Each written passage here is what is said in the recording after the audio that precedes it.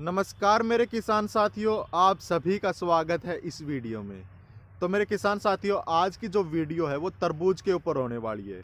जब आप जनवरी महीने में तरबूज लगाते हैं तो किन किन बातों का ध्यान रखें। वैसे जो तरबूज है वो जनवरी महीने में लगना शुरू हो जाता है, उसके बाद फरवरी और मार्च के फर्स्ट वीक लग तरबूज लगता है।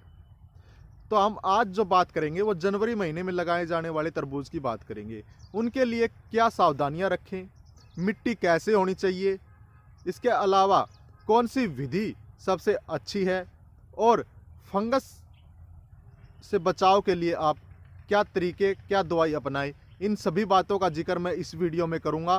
तो वीडियो में अंत तक बने रहे, चैनल को सब्सक्राइब जरूर करें। तो सबसे पहले बात करूं मेरे किसान साथियों, वो है मिट्टी की। तरबूज के लिए बिल्कुल फोली मिट्टी होनी चाहिए, बिल्कुल भुरभुरी मिट्टी होनी चाहिए। इसके बाद जो आप जिस खेत में तरबूज लगा रहे हो वो पानी जल्दी पी जाए, पानी पीने की क्षमता अधिक होनी चाहिए, क्योंकि तरबूज एक बेलनुमा फसल है और बेलनुमा फसल के लिए पानी की बहुत कम आवश्यकता होती है। इसके बाद विधि, तो मेरे किसान साथियों, हमारे हरियाणा, पंजाब और आसपास के जो एरिए हैं उनमें दो विधियां ही अपनाई जाती है। एक तो सिंपल तरीके द्वारा जो है तरबूज की बुआई कर दी जाती है, चौड़े चौड़े बेड बनाकर। इसके बाद जो दूसरी विधि है वो है मल्चिंग विधि, फुआरा विधि। तो मेरे किसान साथियों, मैं बात करूं मल्चिंग विधि की, तो ये सबसे बेस्ट विधि है, क्योंकि ये आपको दो तीन तरीकों से बहुत अधिक फायदा देती है। सबसे पहला फायदा की मैं बात करूं तो वो है पानी की, आपको पानी का बचाव करती है। मल्चिंग विधि द्वारा आप जो है पानी का बहुत कम इस्तेमाल कर पाएंगे और बेलनुमा फसल के लिए पानी की बहुत कम आवश्यकता होती है।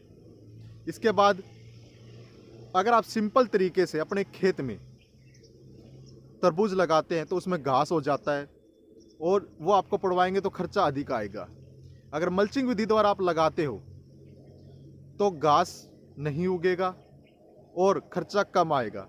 इसलिए मैं जितनी सलाह दूं मेरे किसान साथियों, आप मल्चिंग विधि द्वारा ही तरबूज लगाएं, वो सबसे बेस्ट विधि है। मल्चिंग विधि द्वारा लगाने से एक फायदा और है मेरे किसान साथियों, जब बारिश होती है तो उससे आपके तरबूज की बचाव होता है, क्योंकि बारिश में जो है तरबूज की बेलों में फंगस आ जाती है, जिससे बेल गलने लगती है और फंगस को रोक पाना बहुत मुश्किल हो जाता है बारिश के टाइम में, क्योंकि बारिश जब लगातार होती है तो दवाई काम नहीं करती है। इसलिए जितना हो सके मेरे किसान साथियों, मल्चिंग विधि का इसी इस्तेमाल करें। मल्चिंग विधि के बाद बात करूं मेरे किसान साथियों बीज का, तो अलग अलग एरिया में अलग अलग वैरायटियां बोई जाती है। कहीं पर अंदर से जो पीला तरबूज, बाहर से जो है उसका छिलका होता है वो हरा रंग का होता है। कहीं पर अंदर से लाल तरबूज और जो उसका छिलका होता है वो काले रंग का होता है।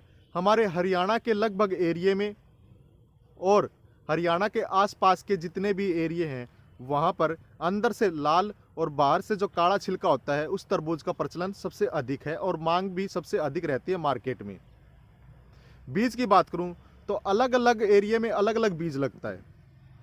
मैं दो तीन नाम लेना चाहूँगा आपका बीज का। है रुस्तम बीज हमारे यहाँ पर फेमस है और लगभग एरिया में लगाया जाता है। इसके बाद बात करूँ सागर की, ये बीज भी फेमस है और लगभग एरिया में भी लगाया जाता है।